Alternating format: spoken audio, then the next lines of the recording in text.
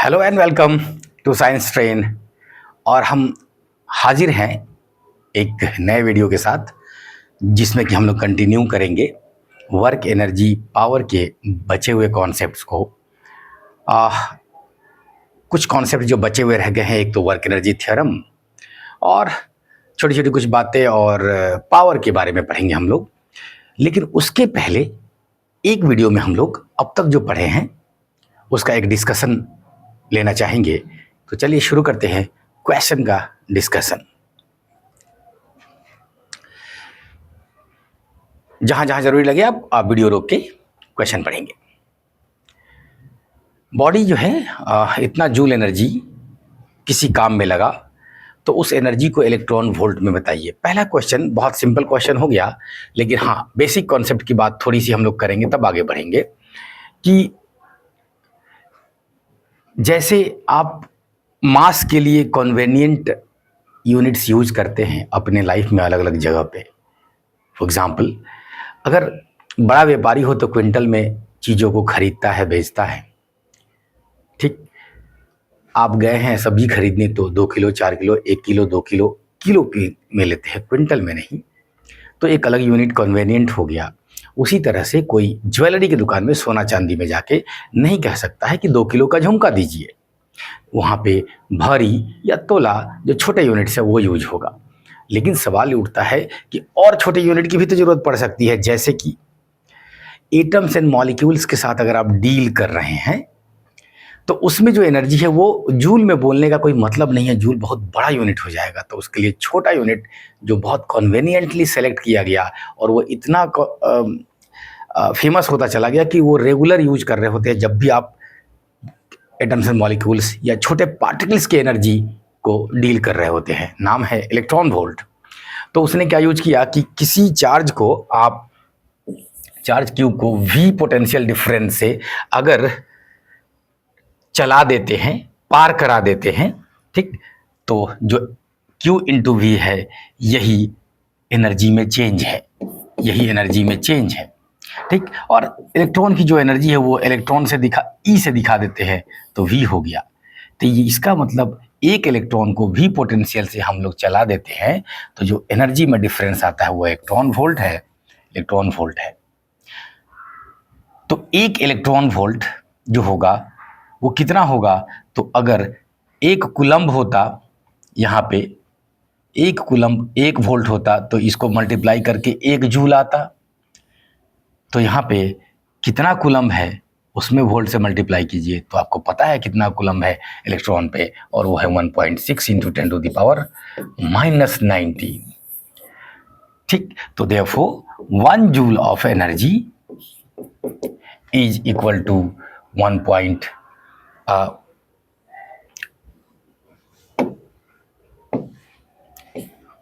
Electron volt. ऐसे याद रखिए तो ज़्यादा सही रहेगा। 1 इलेक्ट्रॉन वोल्ट ऑफ एनर्जी, चूंकि ई इधर है तो उधर बदल दीजिए, ई को लिख दीजिए 1.6 into 10 to the power -19 joule.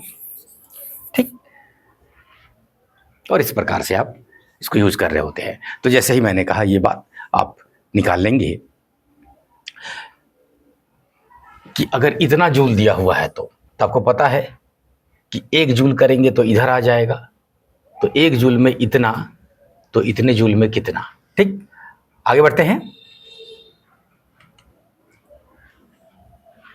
Next question में कह रहा है काइनेटिक फ्रिक्शन का जो नेट वर्क डन है बाय काइनेटिक फ्रिक्शन। तो जैसा कि हम लोग शुरू में लेक्चर्स में पढ़े कि वर्क डन जो होता है ये Fs cos थीटा होता है। तो थीटा अगर 90 डिग्री से कम है तो ये पॉजिटिव वर्क होगा, 90 डिग्री से ज़्यादा है तो नेगेटिव वर्क होगा। ठीक, तो फ्रिक्शन जो है आप कंफ्यूज होते हैं कि वो हमेशा अपोज करता है तो हमेशा उल्टा होगा तो हमेशा नेगेटिव वर्क होगा। ये जरूरी नहीं है, ये जरूरी नहीं है। फॉर एग्जाम्पल, मैं खड़ा हूँ, मैंने चलना शुरू किया तो फोर्स ऑफ फ्रिक्शन धरती पे मेरे पैर पीछे चलाने की वजह से धरती पे फोर्स ऑफ फ्रिक्शन पीछे की तरफ लगा तो मेरे पे फोर्स ऑफ फ्रिक्शन आगे लगा। ठीक है ना? जो पैर और धरती का, तो मेरे पे आगे लगा, हम आगे ही तो गए हैं, तो ये पॉजिटिव वर्क है फ्रिक्शन द्वारा मेरे ऊपर। तो स्टैटिक फ्रिक्शन जो है ये पॉजिटिव वर्क भी कर सकता है, और पहले से हम चल रहे थे तो अगर रुके तो नेगेटिव वर्क किया। हम रुक रहे थे तो उस समय डिस्प्लेसमेंट मेरा आगे था और फोर्स पीछे था। लेकिन काइनेटिक फ्रिक्शन एक बार जब बॉडी चलने लगा है तो उसके बाद वो रिलेटिव मोशन शुरू हो चुका है, तो रिलेटिव मोशन को वो ऑलवेज अपोज कर रहा होगा। तो काइनेटिक फ्रिक्शन जब पूछे तो आप कहिएगा ऑलवेज निगेटिव। लेकिन स्टैटिक फ्रिक्शन निगेटिव पॉजिटिव दोनों हो सकता है, दोनों हो सकता है। कोई स्पेशल केस ऐसा बना के बोले काइनेटिक फ्रिक्शन में, फॉर एग्जांपल कोई ये कहे कि गाड़ी का चक्का फिसलना शुरू हो चुका है, गाड़ी कीचड़ में फंसा हुआ है, फिसलना शुरू हो चुका है, धीरे धीरे आगे बढ़ रहा है। तो एक बार फिसल भी रहा है, फिसलना शुरू हो चुका है, तब भी धीरे धीरे गाड़ी आगे की तरफ बढ़ रहा है अगर, तो पॉजिटिव उस केस में ले सकते हैं। लेकिन ये ठीक नहीं है। काइनेटिक फ्रिक्शन सीधा बोले तो आप ये स्पेशल केस नहीं लेंगे जहाँ पे V equal to omega R के बराबर नहीं है। ये सब स्पेशल केसेस दे के कभी बोले तब डेफिनेटली आपको सिखा चुके हैं कि आपको खाली ये देखना है कि जिस बॉडी पर वर्क पूछ रहा है उस पर किधर फोर्स है, उधर पे उस पे उसका किधर डिस्प्लेसमेंट है। तो काइनेटिक फ्रिक्शन अगर कह रहा है तो हम इसको ऑलवेज निगेटिव लेंगे, और स्टैटिक बोलता तो निगेटिव या पॉजिटिव दोनों हो सकता है। ठीक है ना। आदमी जो है दीवार को धकेल रहा है लेकिन दीवार को धकेल नहीं पाया। हाँ, ये आदमी हम लोग वाले आदमी की बात कर रहा है, तो जाहिर सी बात है कोई डिस्प्लेसमेंट नहीं तो कोई वर्क नहीं, बस ये कहना चाह रहा है। और ऐसा इसलिए हुआ क्योंकि दीवार पे नेट फोर्स तब भी जीरो रह गया, आपके धकियाने के बाद भी दीवारें बाकी दीवारों से जुड़ी हुई हैं, और नेट फोर्स आपने इधर से लगाया तो उधर से वो भी फोर्स लगाया। दीवार पर नेट फोर्स देखेंगे तो बाकी सब फोर्सेस मिला के उसका नेट फोर्स जीरो है, इसलिए कोई एक्सेलरेशन नहीं हुआ, कोई मूवमेंट नहीं हुआ। ठीक है। माली जो है वो रोलर को घसीटा, चलाया डिस्टेंस 20 मीटर तक। ठीक है ना। If you applies a force of 20 kg, 20 kg weight का मतलब समझते हैं आप, mg कर देना है, कुछ नहीं। इन डायरेक्शन इंक्लाइंड एट 60 डिग्री, तो जल्दी से निकाल लीजिए, कुछ नहीं, फॉर्मूला पे क्वेश्चन पूछ रहा है। F S cos 60 degree, F जो होगा mg मतलब 20 इंटू जी, जब तक बोले नहीं हम लोग 10 ले लेंगे, कोई दिक्कत नहीं है। mg डिस्प्लेसमेंट 20 है और कॉस 61/2। ठीक है ना। तो देख लीजिए, हाँ 100 2000 जूल। अगर आप 10 वैल्यू लेते हैं तो ये ऑप्शन देख के आपको लग रहा होगा ये 9.8 लिया हुआ है।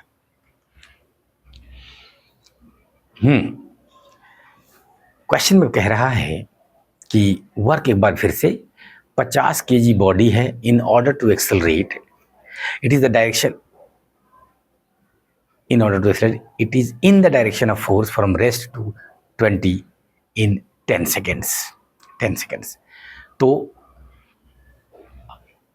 वर्क उसी डायरेक्शन में है तो कोई दिक्कत ही नहीं है, कॉस जीरो लिखने की जरूरत नहीं है बार बार। तो आप कहेंगे फोर्स इनटू डिस्प्लेसमेंट होगा, फोर्स जो होगा वो ma हो जाएगा और डिस्प्लेसमेंट s हो जाएगा।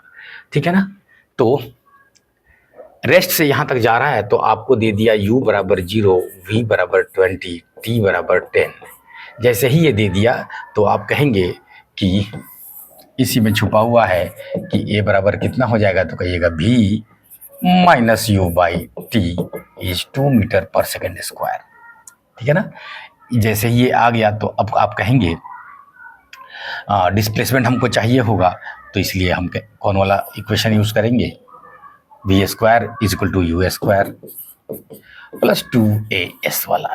तो इसलिए s बराबर V square by 2a, V square हो गया 20 गुना 20 400, 2a भी 2 है, 2 दूना 4, तो 400 डिवाइडेड बाई 4 इज 100 मीटर। ठीक, जैसे ही वो निकल गया तो यहाँ दे दीजिए, मास दे रखा है इसने 50 एक्सेलरेशन 2 आया, डिस्प्लेसमेंट 100 आया, ठीक है ना। तो 5 दूना 10, ठीक, 10 टू द पावर 1 2 3 4।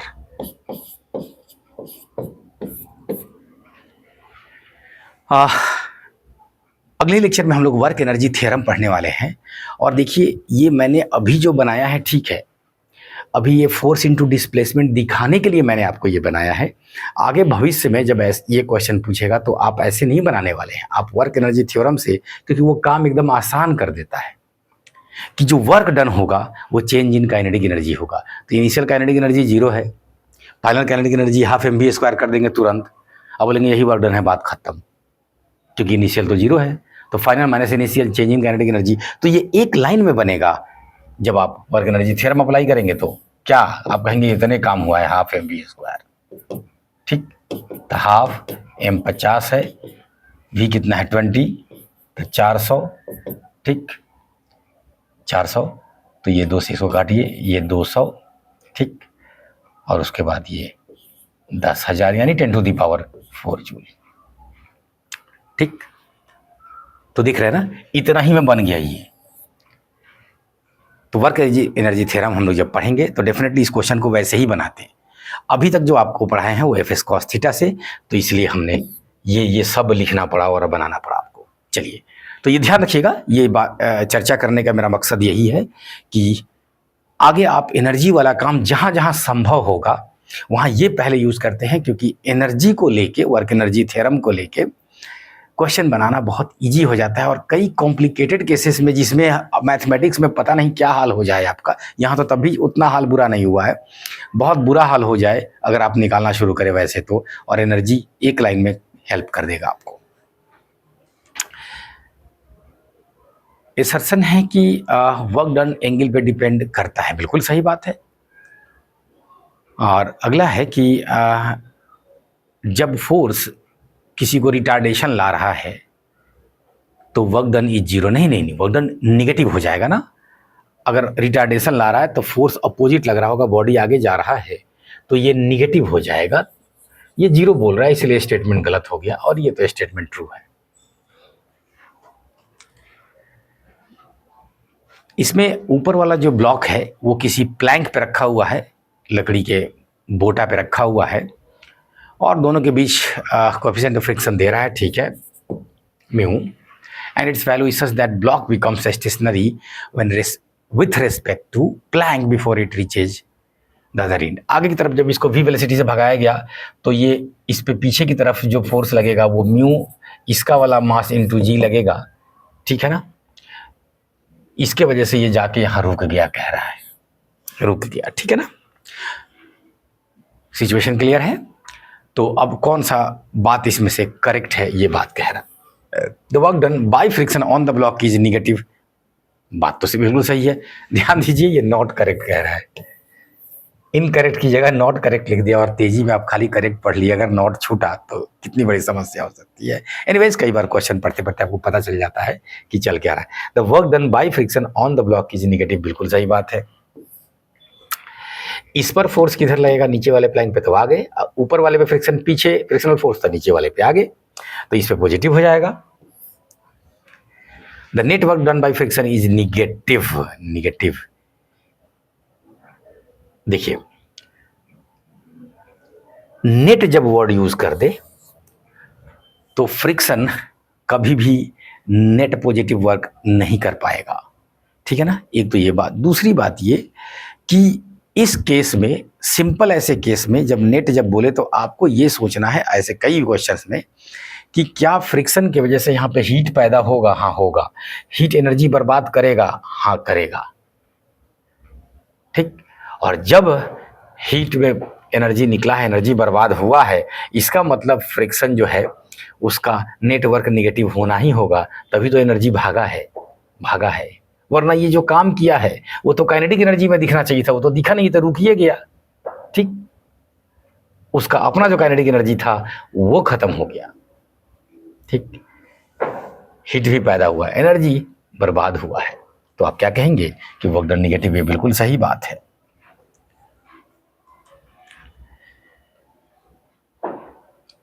20 kg का बॉक्स है और कांस्टेंट स्पीड से उसको घसीटा जा रहा है, ठीक है ना।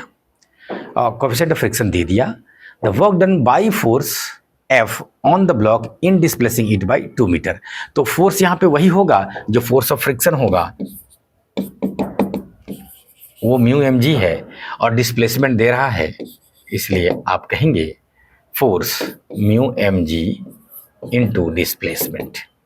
ठीक, उसी डायरेक्शन में है, इसलिए कोई दिक्कत नहीं है। तो आइए, म्यू का वैल्यू कुछ दे रहा है क्या? बिल्कुल देना ही पड़ेगा, अदरवाइज इसको फिर वर्क एनर्जी में ले जाना पड़ेगा।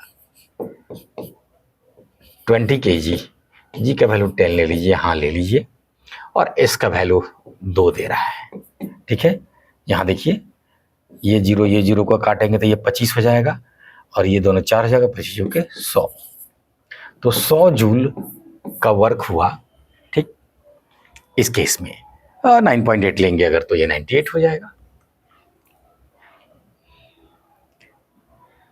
क्वेश्चन जो है इसमें कह रहा है कि x बराबर 0 से लेकर 5 फोर्स दे रखा है और फोर्स वेरिएबल है इसमें। ठीक है, तो वेरिएबल फोर्स है तो आप प्रॉपर कैलकुलस का यूज करके बनाएंगे इसको, कुछ नहीं, बस एक प्रैक्टिस है उस पर कि ये जो एफ डॉट डी एक्स करके आप बनाते हैं ये सारे पे लागू होगा, वेरिएबल और कांस्टेंट सभी पे। और अब तक जो पीछे बना रहे थे पिछले क्वेश्चन में उसमें फोर्स को कांस्टेंट ले रहे थे, बस इतना ही का फर्क था। ठीक है, तो वो डन इतना, जल्दी चलिए। एफ कितना दिया हुआ है? 10 minus 2x plus 3x square dx, और ये 0 से लेके 5 तक होने जा रहा है। ठीक, वो थोड़ी देर बाद भी लिखते तो चलता। आइए इधर जल्दी से, 10 dx integration minus 2x dx integration plus 3x square dx integration. ठीक है ना, कीजिए इसका। तो क्या कहते हैं,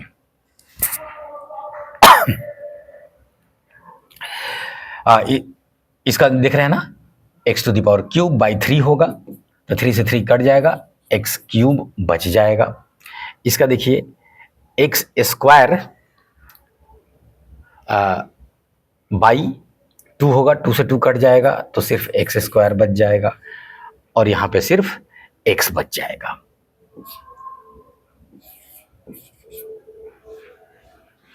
ठीक, तो जल्दी से कीजिए। x का वैल्यू एक बार 0 एक बार 5 है तो कोई दिक्कत ही नहीं, सीधे 5 का वैल्यू डालना है आपको, 5 और निकल गया।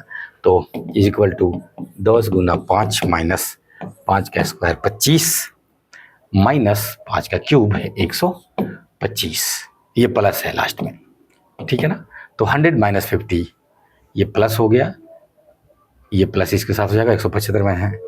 ठीक है ना, तो 100 बच गया इधर और 50 वो 150 जूल। जो भी है, यूनिट्स नहीं दिया है तो ठीक है, यूनिट होगा, आगे कुछ लिखा नहीं था इसलिए यूनिट, ये यूनिट में ही आंसर रहने दिया कि इतना यूनिट होगा। Work done by the spring force in a cyclic process is 0। Simply ये एसर्शन ये लिख के चेक कर रहा है कि आप जो वर्क डन क्या कहते हैं, जिस फोर्स के द्वारा लेते हैं वो कंजर्वेटिव अगर है तो पूरे साइकिल में वर्क डन 0 होगा। एक तो ये बात, दूसरा ये कि अगर वो कंजर्वेटिव है तो पाथ पे डिपेंड नहीं करेगा। ये दोनों स्टेटमेंट है तो अलग अलग आपके सुनने में आ रहा है, लेकिन एक ही चीज़ की दो बातें हैं। फॉर एग्जाम्पल, अगर वर्क डन पाथ पे डिपेंड नहीं करेगा तो वर्क डन सिर्फ डिपेंड करेगा इनिशियल और फाइनल पॉइंट पे। ठीक है ना, अब आप किधर से रास्ते मिलेगा उससे कोई मतलब नहीं है। तो याद रखिएगा, कंजर्वेटिव फील्ड में आप कहेंगे कि वर्क डन डिपेंड करता है सिर्फ इनिशियल और फाइनल पोजीशन पे, यानी फाइनल स्टेट पे, जो कहिए आप नाम। ठीक है ना, अब अगर साइक्लिक प्रोसेस है तो इनिशियल पॉइंट और फाइनल पॉइंट सेम हो जाएगा, मतलब इनिशियल एनर्जी और फाइनल एनर्जी सेम हो जाएगा, मतलब वर्क डन 0 हो जाएगा। ठीक है ना, इसलिए साइक्लिक प्रोसेस में वर्क डन 0 होगा। तो स्प्रिंग फोर्स जो है, yes it is a conservative force. ठीक, कंजर्वेटिव फोर्स आइडियलाइज्ड सिचुएशंस में आप इनको बिल्कुल कंजर्वेटिव लेंगे, कोई एनर्जी बर्बाद नहीं करता है। अगर स्प्रिंग के साथ मास को अटैच कर दिए हैं और एसएचएम करा रहे हैं तो आपको जब तक बोला नहीं जाए आपको रियल वर्ल्ड का सिचुएशन नहीं लेना है। रियल वर्ल्ड में क्या होता है, आप स्प्रिंग को बार बार ऐसे करें, स्प्रिंग थोड़ा गर्म हो जाएगा, एनर्जी बर्बाद होगा, नॉन कंजर्वेटिव आ जाएगा, ठीक है ना। उसके साथ जो ब्लॉक अटैच किए हैं उसको जिस सरफेस पे रखे हैं वहाँ कुछ ना कुछ फ्रिक्शन आ जाएगा तो इसका एम्पलीट्यूड कम होता जाएगा, देयर विल बी डैम्पिंग। तो जो रियल वर्ल्ड है उसमें डैम्पिंग हो रहा होता है, नॉन कंजर्वेटिव चीज़ें आने लगती हैं, ठीक। लेकिन आपको जब तक बोला नहीं जाए स्प्रिंग फोर्स को आपको आइडियल लेना है और कहना है कि ये कंजर्वेटिव है, ठीक। चलिए, spring force in a cyclic process is zero. हाँ, जाहिर सी बात है कंजर्वेटिव लेना है आपको जब तक बोला नहीं जाए कुछ ऐसा सिचुएशन देके, ठीक। आप जानते हैं ज़्यादातर चीज़ें पढ़ना है आइडियलाइज्ड करके ही पढ़ना है, आइडियल, और लास्ट में बोल देना है ideal is something which is not real, ठीक। रियल दुनिया में आएंगे तो थोड़ा थोड़ा चीज़ों को फर्क पड़ेगा और उसको एडजस्ट करना पड़ेगा कैलकुलेशन में, तब जाके आएगा। Spring force is a conservative force. हाँ बिल्कुल, और ये एक्सप्लेनेशन ही है।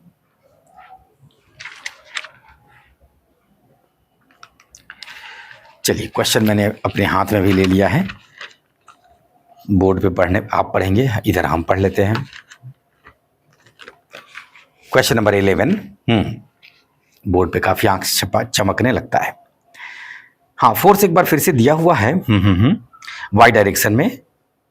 Net work, the work done by this force during a displacement from Y minus A to plus A. तो कुछ नहीं, अभी अभी जो हम काम किए वही करना है, तो ये आपके हवाले रख देंगे हम, ठीक। इंटीग्रेशन करना है क्या भाई, तो वर्क डन बराबर एफ डॉट डी एक्स, ठीक, माइनस ए से प्लस ए तक। और तब आप कहेंगे फोर्स का वैल्यू डाल देंगे यहाँ, capital A Y square plus capital B Y plus capital C, ठीक।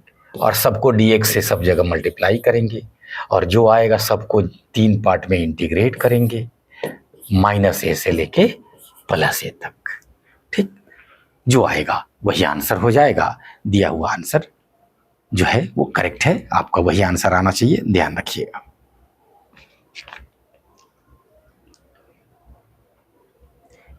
कैपिटल ए, कैपिटल बी और कैपिटल सी कांस्टेंट होगा, आप समझ सकते हैं, सिंपल कैलकुलस का भाषा में। ग्राफ देके वर्क डन पूछ रहा है, तो याद रखिएगा फिजिक्स में कोई भी ऐसा इक्वेशन रिलेशन मिलता है जिसमें अगर a is equal to B C के बराबर होता है तो इसका मतलब b और c में ग्राफ हम लेंगे,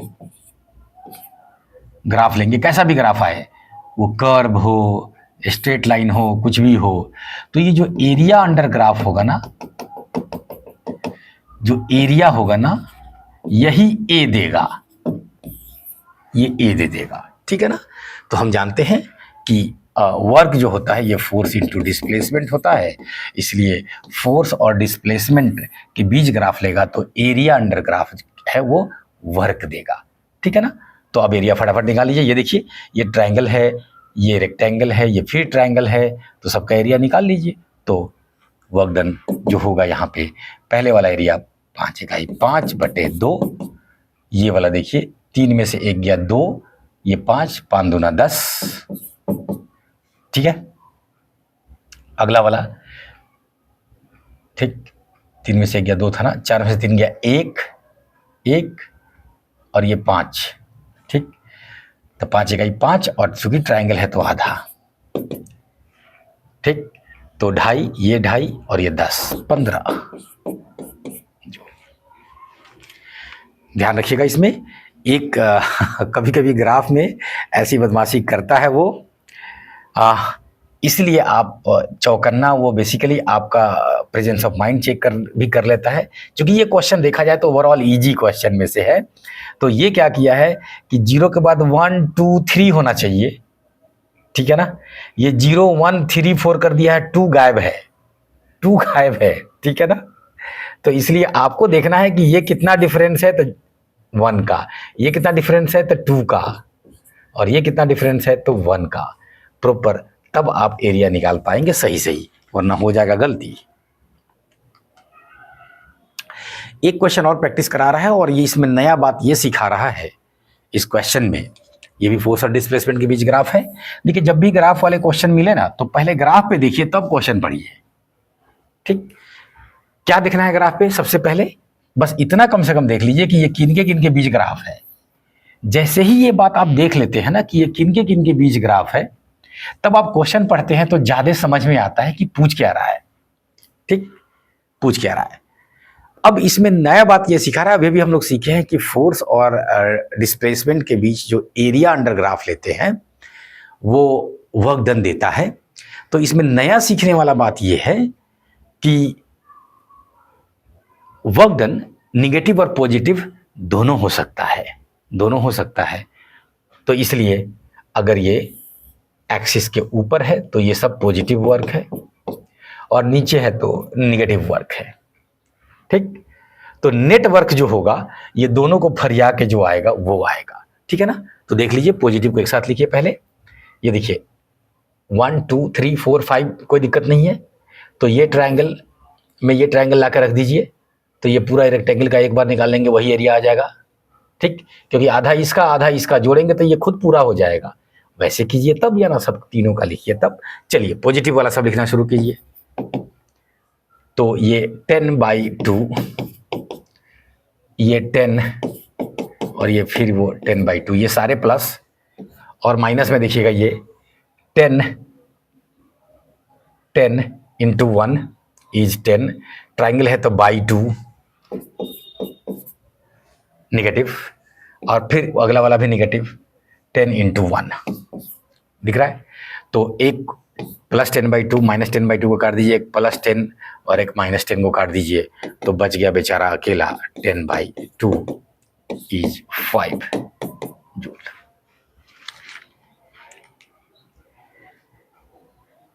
एसर्सन रीजन में कह रहा है कि वर्क डन अगर पॉजिटिव है, ग्रेटर देन 0 है,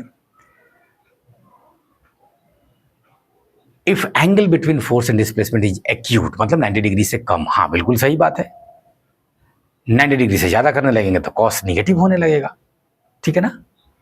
तो सही है, या सेम डायरेक्शन में है तो सब पॉजिटिव है, ये बिल्कुल सही स्टेटमेंट है। Work done by friction on a body sliding down an incline plane is positive, ठीक है ना। स्लाइड कर रहा है नीचे, काइनेटिक फ्रिक्शन है, वो अपोज कर रहा है मोशन को, तो पॉजिटिव क्या होगा भाई?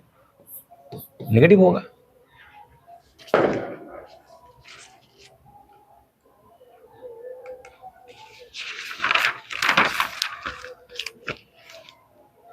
क्वेश्चन नंबर 15, स्प्रिंग कांस्टेंट दे दिया और एक्सटेंशन, पहले से एक्सटेंशन हो रखा है 5 सेंटीमीटर का, और अब कह रहा है 5 से लेके 15 तक को एक्सटेंड करने में कितना एनर्जी जाएगा, ठीक है ना। तो ध्यान रखिएगा, 15 तक वाला नहीं निकाल लीजिएगा, 15 तक वाला में से 5 वाला को घटाना होगा। तो यहाँ पे जो वर्क डन होगा ये हाफ के और 15 स्क्वायर x2 का स्क्वायर माइनस x1 का स्क्वायर, हाफ के एक्स स्क्वायर होता है वर्क डन, ठीक है ना। बाई द कंजर्वेटिव फोर्स पूछेगा तो निगेटिव लगा दीजिएगा, अब बाई अप्लाइड फोर्स कहेगा तो पॉजिटिव रहने दीजिएगा, ठीक है ना। तो कुछ नहीं है, सीधे बोला वर्क डन बताइए तो हम एक्सटर्नल का मानेंगे, बात खत्म। तो हाफ के 800 है और ये 15 का स्क्वायर करेंगे तो 225 माइनस 25, तो हाफ 800 इंटू 200, ठीक है ना। काटिए तो यहाँ 100 हो गया, ठीक है ना। तो 8 पे 4 0, ठीक। अब देख लीजिए वो सेंटीमीटर में दे रखा है, तो सेंटीमीटर में दे रखा है तो शुरू से ही इसको मीटर में लेने के लिए क्या करेंगे, इन सब के नीचे आएगा, सेंटीमीटर में नीचे 100 आएगा, यानी 10⁻² आएगा, उसका स्क्वायर करेंगे तो 10⁻4 आएगा, इसके भी 10⁻4 आएगा, उसको हमने कॉमन ले लिया तो वो बाहर आ गया, ठीक। तो वो सब जगह बना रहेगा। और लास्ट में आपको दिख रहा है कि 4 जीरो को वो खा जाएगा, तो बच जाएगा 8 जूल आंसर।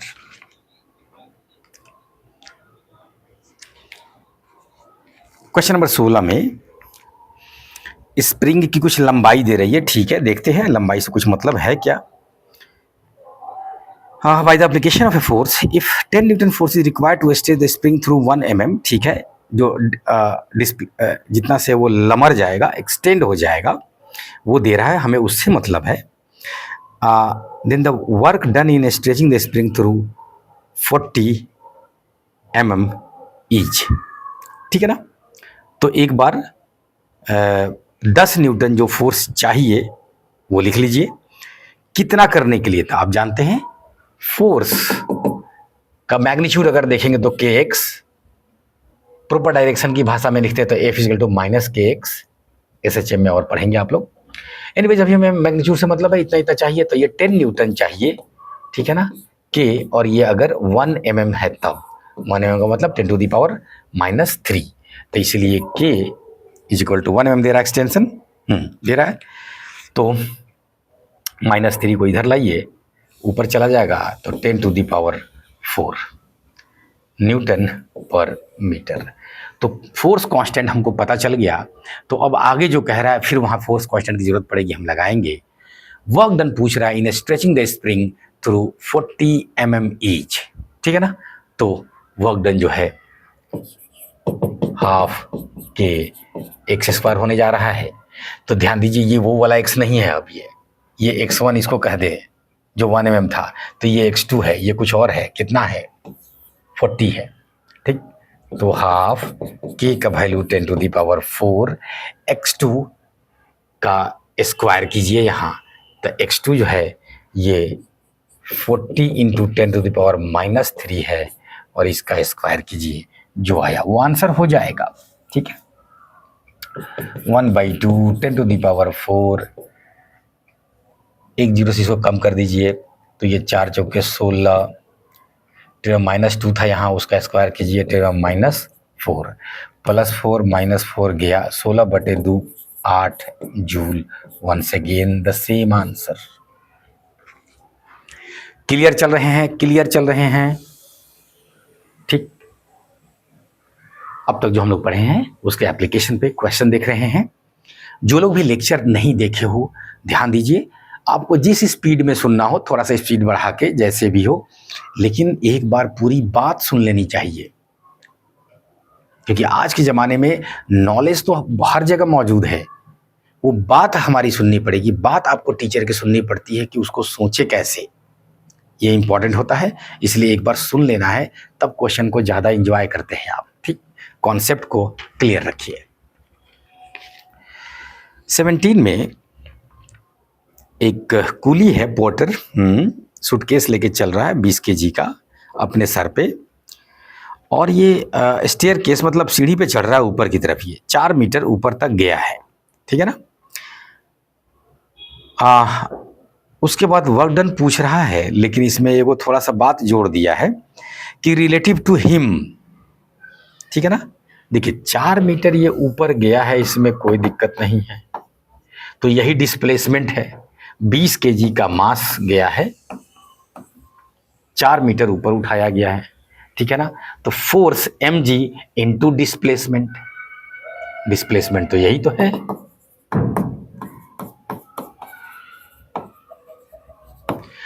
और फोर्स कितना है तो कहेंगे आप mg है, तो force into displacement work done होगा। अब आगे क्या कह रहा है कि 2 बात पूछ रहा है, एक बार उसके रिलेटिव में बताइए, तो आप बताइए कि वो आदमी के रिलेटिव में जो सूटकेस है वो तो रेस्ट में है, पहले भी उसके सर पे था, 4 मीटर ऊपर चढ़ने के बाद भी उसके सर पे है। तो अगर उसके सर को हम फ्रेम ऑफ रेफरेंस बना दे तो उस फ्रेम में डिस्प्लेसमेंट नहीं हुआ है, तो इसलिए वर्क डन 0 हो जाएगा, डिस्प्लेसमेंट नहीं है तो, ठीक। तो पहला तो 0 हो गया। And relative to a person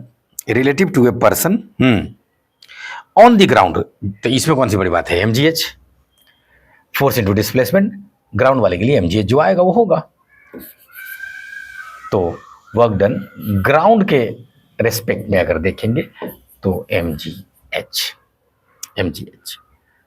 कितना आ गया वो, तो आप कहेंगे m है 20 kg, g ले लीजिए ना 10 g, ये 4, ठीक, बीजों के 80 800।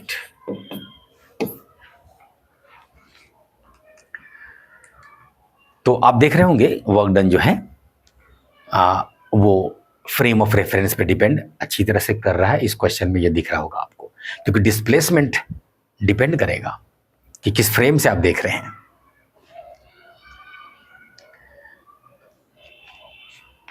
PQR एक पाथ दिया हुआ है, कुछ वर्क डन की बात कर रहा है, हाँ कर रहा है। तो P से Q जब गया तो 5 जूल काम करना पड़ा, ठीक है जी, और Q से R जा रहा है तो 2 जूल काम करना पड़ रहा है, और पूछ रहा है P से R जाए तब। तो इनिशियल पॉइंट और फाइनल पॉइंट का मामला है, तो आपको देखना होगा कंजर्वेटिव है कि नॉन कंजर्वेटिव। अगर कंजर्वेटिव है, जो कि है, तो इनिशियल और फाइनल पॉइंट सेम है, तो आप किसी भी रास्ते से जाए वर्क डन सेम आएगा। इस रास्ते से गए हैं तो 7 आया है, 5 + 2, तो इधर से भी 7 आना ही होगा, आना ही होगा। इसको जरा एक, चूंकि हम लोग अक्सर धरती के रिस्पेक्ट में कई बातें करते हैं तो आसान होता है और क्वेश्चन समझने में भी। अगर कोई बॉडी है, ये देखिए, ठीक, ऐसे लीजिए ना, कुछ भी रोल नहीं कराइएगा, बस ध्यान रखिए। ये बॉडी एक बार ऐसे गिर के यहां पहुंचा और फिर यहां से हम उसको यहां ले गए, देखिए यही रास्ता करने जा रहे हैं, और एक बार इधर से आया। तो जरा वर्क डन बताया जाए तो बॉडी का मास सेम है। अब आपको देखना होगा कि ये इधर से आके इधर पहुंचेगा, तब जो वर्क डन होगा इधर से आने में भी वही होगा, होना ही होगा। चलिए तो देखा जाए, अगर ये लेंथ L था, ठीक है, तो आप जानते हैं इस तरफ जो फोर्स लगता है वो mg sin थीटा होता है, mg sin थीटा, ठीक, और नीचे की तरफ जो फोर्स लगेगा ये mg है, उसी का ये कंपोनेंट था ये। तो जो दूसरा कंपोनेंट है वो mg cos थीटा होता है। यहाँ पे उसका जरूरत नहीं पड़ रहा है, क्योंकि वर्क निकालते समय या तो फोर्स का कंपोनेंट लीजिए डिस्प्लेसमेंट के डायरेक्शन में, जो कि mg sin थीटा है, ठीक है ना, या अगर कुछ ऐसे सिचुएशन हो जहां पे डिस्प्लेसमेंट का कंपोनेंट लेना पड़ता फोर्स के डायरेक्शन में, तो आप वो भी करते, ठीक है ना। यहाँ पे फोर्स का कंपोनेंट आपने ले लिया, ठीक, क्योंकि यहाँ पे वही लेना पड़ेगा आपको। आइए, तो ये वाला अगर हम इसको W1 कह दें, ये वाले रास्ते को, ठीक है ना, और इसको W2 कह दें और इसको W3 कह दे, तो आपको साफ साफ दिख रहा है कि अगर ये कंजर्वेटिव फील्ड है तो W1 + W2 बराबर W3 होना ही होगा, होना ही होगा। तो जरा सेट किया जाए। चलिए, यहां से यहां जब आया तो ये हुआ mg sin थीटा × L, ठीक, ये W1 हो गया। W2 जो है, इस तरफ फोर्स का कोई कंपोनेंट नहीं है, mg नीचे है, 90 डिग्री पे कंपोनेंट लेंगे, ठीक है ना, तो फोर्स 0 आया उसका कंपोनेंट। डिस्प्लेसमेंट तो हुआ लेकिन उधर फोर्स नहीं है, तो इसलिए ये 0। अब आइए W3 में पूरा के पूरा फोर्स नीचे लग रहा है, उसका फोर्स का कोई कंपोनेंट नहीं लेना है, तो ये लेंथ तो लेना होगा नहीं, ये कौन सा है, तो अगर ये L है, हाइपोटेनस L है, तो थीटा जिधर है उधर L cos थीटा हो जाएगा, और सामने वाला जो है इधर L sin थीटा हो जाएगा, ठीक है ना। तो ये L दूरी तय कर रहा है, तो आप कहेंगे mg L sin थीटा, ठीक। W1 + W2 = W3, साफ साफ दिखाई दे रहा होगा आपको, mg L sin theta same होना ही होगा, क्योंकि ये फील्ड कंजर्वेटिव फील्ड है। Which of the following is a non conservative? छोटी सी बात है, बात यह है कि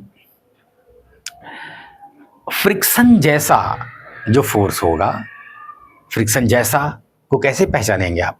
जो मोशन को अपोज करता है, अक्सर अक्सर, और एनर्जी डिसिपेट करता है, बर्बाद करता है, वो फ्रिक्शन होता है। ठीक, तो फ्रिक्शन जैसा कि अदर एग्जाम्पल्स में एयर रेसिस्टेंस, हाँ ये फ्लूइड फ्रिक्शन है। विस्कस ड्रैग फोर्स, पानी में बॉल गिराए तो उस बॉल को जो वेलोसिटी को जो अपोज कर रहा होगा, मैं अब थ्रस्ट फोर्स की बात नहीं कर रहा हूँ, जो वेलोसिटी की वजह से, रगड़ के वजह से आ रहा होगा, मैं उसकी बात कर रहा हूँ, वो भी फ्लूइड फ्रिक्शन है। ठीक, तो ये भी तो फ्रिक्शन ही है।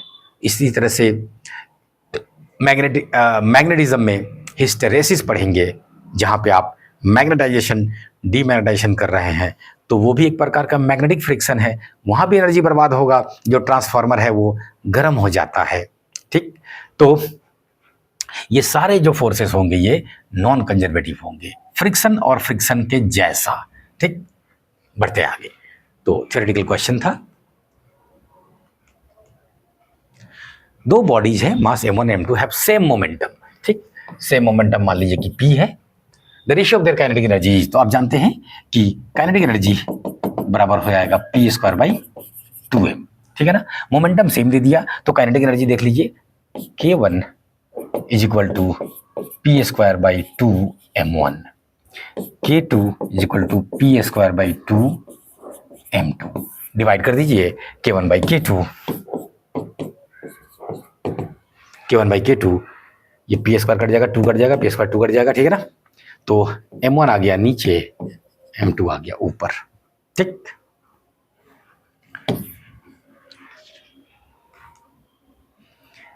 एक बार फिर से मोमेंटम और काइनेटिक एनर्जी की बात कर रहा है। लीनियर मोमेंटम को अगर बढ़ाया 50% से तो काइनेटिक एनर्जी कितना से बढ़ जाएगा, तो पहले तो आप लिखे k बराबर p square by 2m।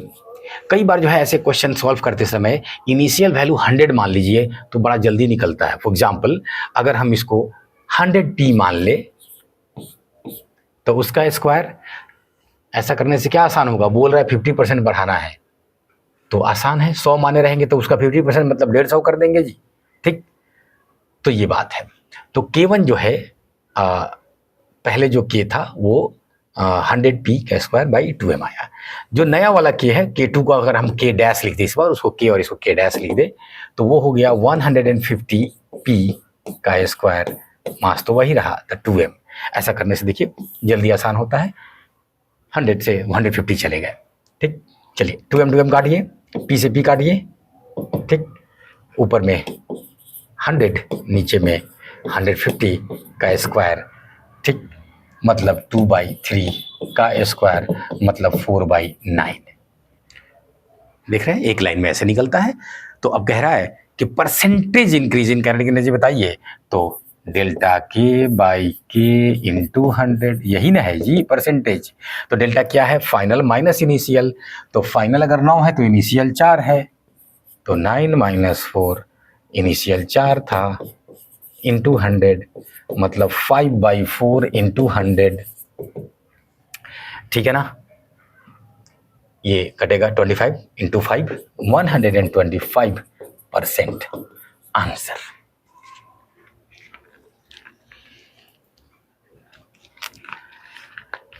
Question number 22 हम लोग लिया जाए।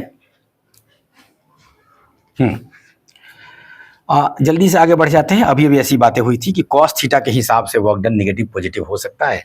90 डिग्री से कम है तो पॉजिटिव वर्क होगा, 90 डिग्री से ज़्यादा है तो नेगेटिव होगा, और 90 डिग्री है तो जीरो होगा, कि कॉस 90 जीरो तो वर्क डन जीरो। ठीक है ना,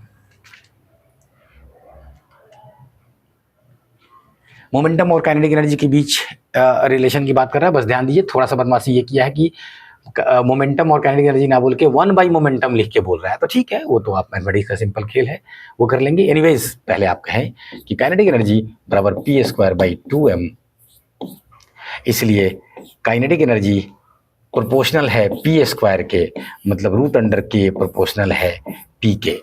तो अगर रूट अंडर के और मोमेंटम के बीच आप ग्राफ लेंगे तो स्ट्रेट लाइन आएगा।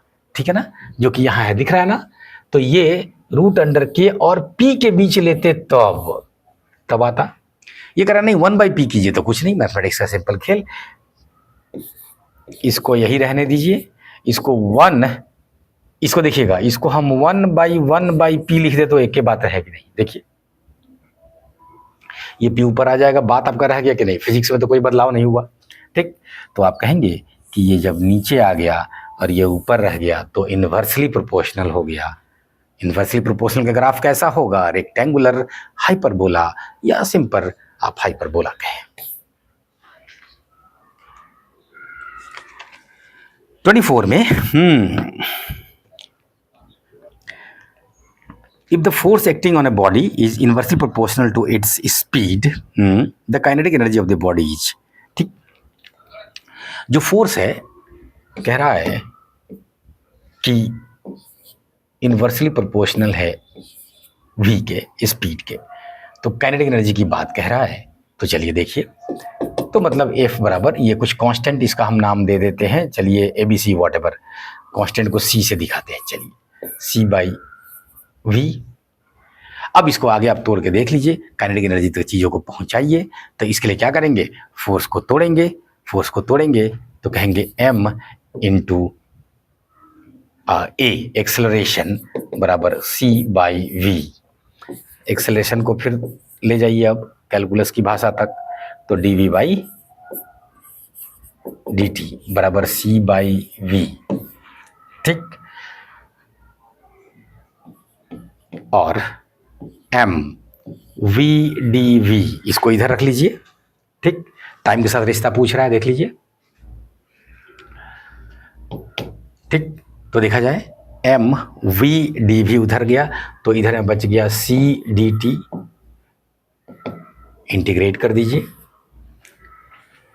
तो ये आ गया m v²/2 is equal to C constant है, बाहर ले लीजिए, t बच जाएगा उधर। ये देखिए, ये तो आ ही गया, पूरे के पूरे काइनेटिक एनर्जी ही आ गया mv²/2 यानी half mv²। So half mv² is directly proportional to time,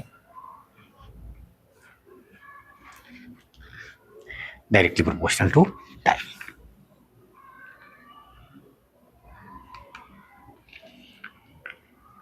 अगले क्वेश्चन में कह रहा है कि गाड़ी की स्पीड 1 मीटर पर सेकंड से अगर बढ़ जाए तो काइनेटिक एनर्जी दोगुना हो जा रहा है, तो ओरिजिनल स्पीड बताइए। कुछ नहीं, इस तरह के क्वेश्चंस डिस्कशन में भी हम लोगों ने लिया था।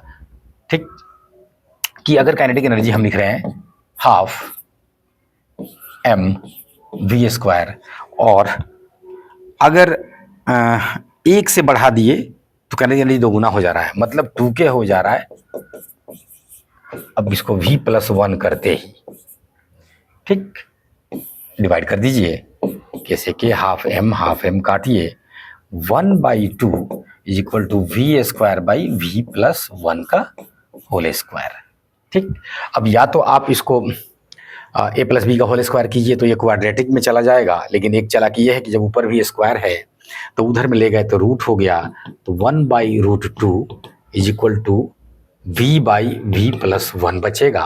और तब इसको इधर ले जाएंगे और कहेंगे v+1 is equal to √2v बाहर, इसको उधर ले जाइए तो आप कहेंगे √2v - v is equal to 1, v को कॉमन लीजिए तो √2 - 1 इज 1, इसलिए v इज इक्वल टू 1/√2 - 1।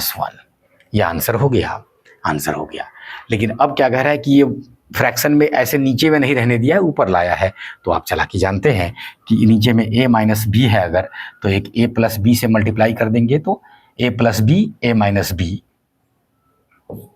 को अगर आप मल्टीप्लाई कर देंगे तो a² - b² आता है। तो जो नीचे दिए पहले वो ऊपर दे दीजिए, √2 + 1, और तब हम लोग कहेंगे कि ऊपर में √2 + 1, नीचे में a² 2 हो गया, b² 1 हो गया, a² - b², 2 - 1 इज 1, तो ये तो गायब हो गया, तो ऊपर में बच गया √2 + 1 आंसर। और मीटर पर सेकंड में दिया हुआ था, मीटर पर सेकंड। चलिए, क्लियर चल रहे हैं हम लोग अब तक एकदम। एक बार फिर से सरसर रीजन है, पढ़िए आप भी, हम भी पढ़ते हैं। स्प्रिंग हैज पोटेंशियल एनर्जी, हाँ, both when it is compressed और स्ट्रेच्ड। हाँ बिल्कुल, आप अगर खींच रहे हैं तो भी आपने काम किया, और वो काम जो आपने किया वो चला गया उसके पोटेंशियल एनर्जी में। ठीक है ना। और अगर आप दबा रहे हैं तो भी आपने काम किया, ये काम गया कहाँ, तो उसके पोटेंशियल एनर्जी में, ठीक है ना। और जो फॉर्मूला से निकालते हैं कि work done by that conservative force is in the form of potential energy, तो आप वो निकाल सकते हैं। वैसे करें तो -12kx² से। हमेशा ध्यान रखिएगा कंप्रेशन में और एलोंगेशन में, दोनों में आपको ध्यान देखना है कि कब डिस्प्लेसमेंट पॉजिटिव फोर्स और डिस्प्लेसमेंट दोनों का डायरेक्शन पे ध्यान रखना है, ठीक। एनीवेज सिंपल बात है, ऐसी बातें कई बार कर चुके हैं तो फिर से लिखने की जरूरत नहीं है। यहाँ पे सिंपल ये समझिए कि हमने काम किया है तो उसमें एनर्जी बढ़ गया। हाँ बिल्कुल।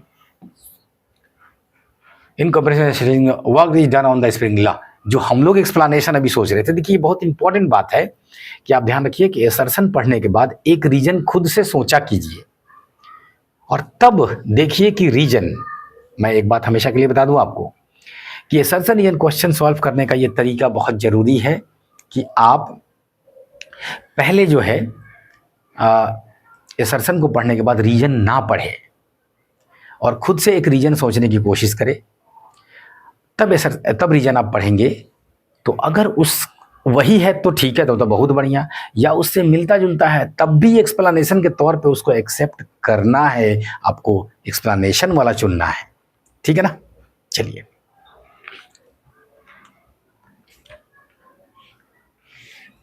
Question number 27।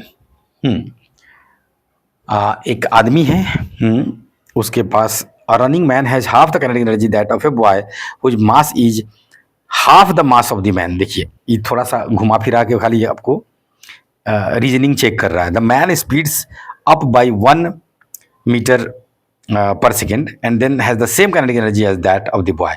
मतलब 2 बार इक्वेशन लिखना पड़ेगा, ठीक है। The original speed of the man and boy respectively are. चलिए तो 2 बार लिखना पड़ेगा, तो पहले वाले में क्या करें, एक तरफ पहले आदमी का लिखिए और कहिएगा हाफ, और इसका हम 2m मास ले रहे हैं क्योंकि ये बच्चे से 2 गुना भारी है, तो ½ m, और इसका स्पीड मान लीजिए v1 है तो v1²। इसका जो काइनेटिक एनर्जी है कह रहा है हाफ है बॉय से, तब पहले इसको हाफ अभी ये कर दे और तब ये बॉय के बराबर है, तो उसका कितना है ½ m v2²। ये पहला इक्वेशन हम लोगों ने लिख लिया। यहाँ से पहले v1 v2 कर रहे हैं, उसके बाद फिर से लिखेंगे, आगे क्या बोलता है देखते हैं। ½ m काटिए, ठीक है ना। ये देखिए ये तो हाफ से हाफ कटा, 2 से 2 भी क्यों कट जा रहा है, 1 मिनट। उस आदमी का है ½ m v1², ठीक है ना। हाँ, man has half the kinetic energy that of a boy whose mass is half. हाँ, मास इसका हाफ हम ले लिए, ठीक है। The mass of the man speeds up by 1 metre पर सेकेंड। हाँ ठीक है, सही जा रहे हैं हम लोग। तो जो कट रहा है वो सब काटिए, कोई दिक्कत नहीं है, लेकिन ये 2 से 2 भी कट जा रहा है। हाँ ये आदमी का जो काइनेटिक एनर्जी है वो बच्चे के काइनेटिक एनर्जी के आधा है, तो इसके काइनेटिक एनर्जी के आधा इधर ना करेंगे, ये बोल रहा है। देखिए मैंने कहा था ना कि रीजनिंग चेक करेगा, ये वैसा क्वेश्चन लग रहा है, तो इसलिए रीजनिंग ध्यान से। यह आदमी का काइनेटिक एनर्जी हमने लिखा, बिल्कुल ये बच्चे का लिखा। आदमी का जो है ये बच्चे का आधा है, ठीक। ऐसे बोलते हुए लिखिएगा, एग्जाम में भी धीरे से बुदबुदा के ही लिखिएगा, सही रहता है। तो आइए हाफ, तो इसलिए v1² बाई v2², ये 2 उधर जाएगा तो 1/4 हो जाएगा, इसलिए v1 बाई v2 बराबर 1/2। एकदम इजी आ गया, ताकि आगे यूज कर लेंगे हम लोग, ठीक। v2 को गैप करके v1 या v1 को गैप करके v2 लिख सकते हैं। फॉर एग्जांपल देखिए यहाँ पे v2 बराबर हो जाएगा 2v1। चलिए ये रिलेशन पहला मिल गया। अब कह रहा है कि अगर आदमी, मैं इधर पढ़ लूँ, 1 मीटर पर सेकंड से बढ़ा दिया तब उसके पास करने एनर्जी सेम हो जा रहा है बच्चे का। वाह वाह वाह, चलिए बहुत बढ़िया। तो अगर अब फिर से नाउ आदमी का जो काइनेटिक एनर्जी है वो भी 1 + 1 कर दिए अगर, ठीक है ना, स्क्वायर, तब दोनों का बराबर हो जा रहा है। ठीक, ये बात। तो चलिए काटिए फिर से,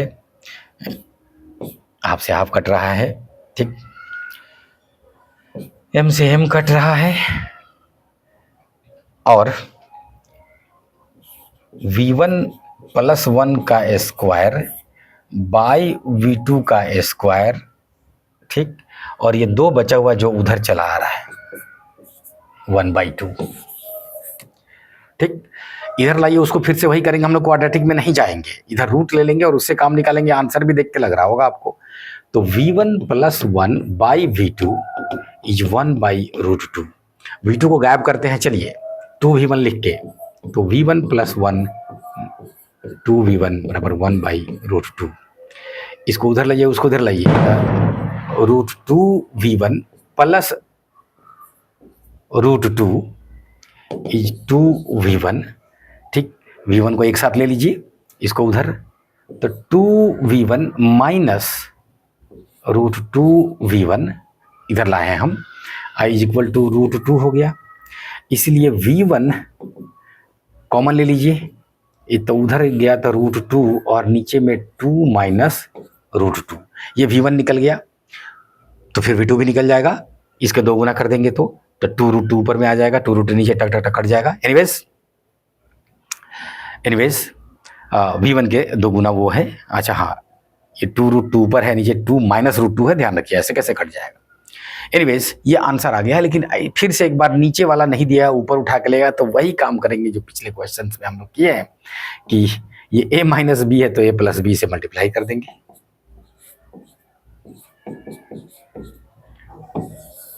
ठीक। आइए नीचे में a square minus B square, ऊपर में √2 का 2 से कीजिए तो 2√2, √2 का √2 से कीजिए तो 2, ठीक है ना, 2√2 प्लस 2 डिवाइडेड बाई 2, ये देखिए 2 कट रहा है, 2 कॉमन लीजिए, कटेगा तो बच गया ऊपर में √2 प्लस 1, तो v1 का वैल्यू आ गया √2 प्लस 1 आंसर, ठीक है ना, और v2 जो है उसका 2 गुना है, दिख रहा है, तो ये बात। तो इसी के साथ अब हम लोग रुकेंगे और अगले लेक्चर में हम लोग पढ़ेंगे वर्क एनर्जी थ्योरम। ज़्यादातर जो बेसिक कॉन्सेप्ट है इस चैप्टर के वो सभी कंप्लीट हो चुके हैं, इसलिए अब जो आगे के कॉन्सेप्ट्स हैं उसमें बहुत तेज़ी से काम निकलेगा अब आपका, क्योंकि पोटेंशियल एनर्जी वगैरह सबको हमने पहले ही डिफाइन कर दिया है, उसका फोर्स से रिलेशन ये भी बता दिया है, जो कि फिर से एक बार लिखेंगे, लेकिन एक बार पीछे के कॉन्सेप्ट सारे ज़रूर देख लीजिएगा, क्योंकि आगे हम कोशिश करेंगे कम समय में ज़्यादा से ज़्यादा कॉन्सेप्ट पूरा करें। तो अभी इजाज़त दीजिए, रुकते हैं, थैंक यू।